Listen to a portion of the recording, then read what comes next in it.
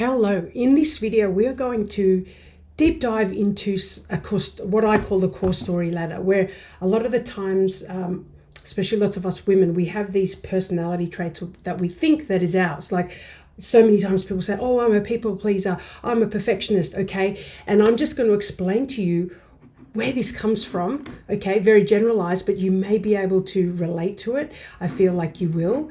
But let's start off, okay? So this is our core story ladder, okay? First of all, I do want to explain that as mammals, as humans, okay, we actually have this survival. Our survival for us is staying in a pack. Survival to us is love and belonging, okay? So with mammals, okay, with humans, the thing is we always want to be in the pack. So that's our survival. We stay close to our parents, to our caregivers, because we see them as their umbilical cord. That's how we survive. So anything that's a threat to that, we will do anything in our power to get that back. Okay, so this is where this comes into play.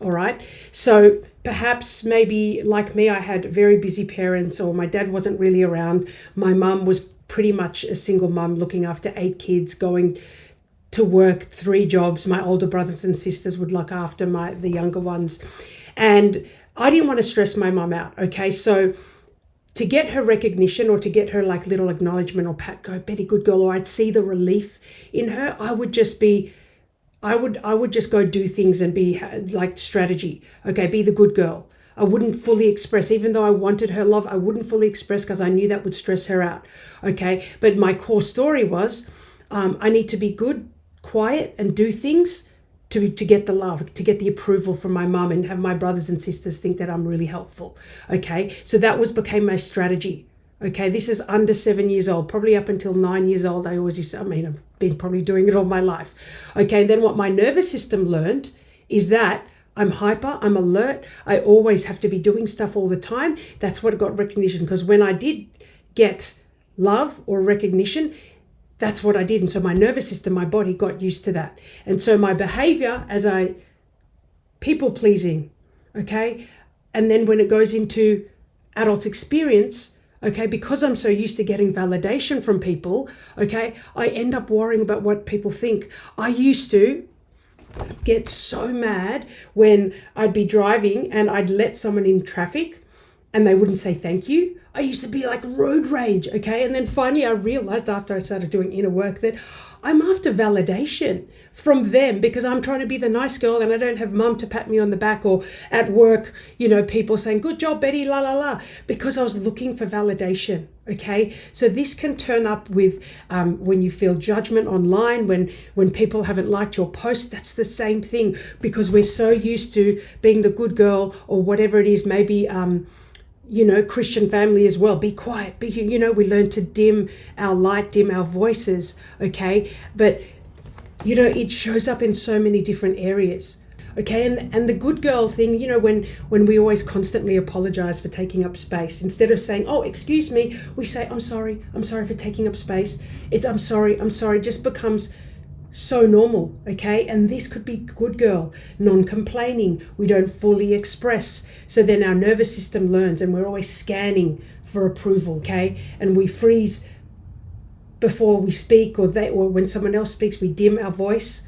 Another thing with like showing up online with visibility, you may think I'm not worthy if I'm just showing up as I am. I have to prove myself. I have these imposter syndromes as well. Like when I started coaching, I was like, do I need more certificates? Do I need to actually do a psychology degree? Okay, I didn't think I was worthy. I always thought, oh, I need more certificates, okay, because high performing.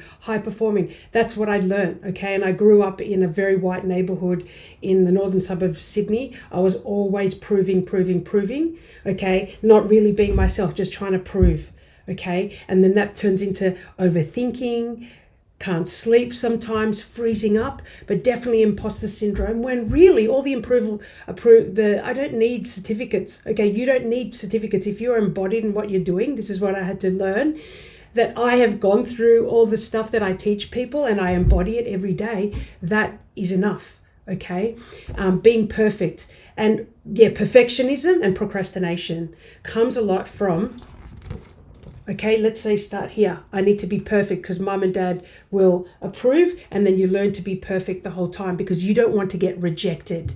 Okay, you don't want to get that rejection or disapproval from mum and dad or whoever was around you, or something like an significant emotional event happened to you when you're younger. And so when you're in your adult life, when you're in your business, you're too scared to show up online because you might get rejected. And that's all it is, okay? And these just become personality traits because it was a coping strategy that we used when we were younger, when quite often right now it doesn't serve us as adults, okay? And just think, you can be compassionate to yourself and just be like, oh, that was little Betty, that was little me, and I am aware of that. And all we're doing is just bringing awareness to this and having self-compassion for ourselves, okay, and saying, oh, that's what I used to do. So this is why it's super important, if you've watched the resourcing video that I've made, to really tap into that, because what can happen when you start delving into this right now, you will start be going activated and thinking of all these things and journaling, which is great, but we also want to come back to groundedness and come out of that. So we come back to our happy place, tapping into a safe, grounded place in our mind, in our body, okay? But start thinking about, where this could have stemmed from, okay? And start just going, oh, that's what I used as my coping strategy, okay? And I can forgive that, or I can say thank you for being that little Betty, and then I release you, but now I know. And sometimes I name it to shame it, not name it.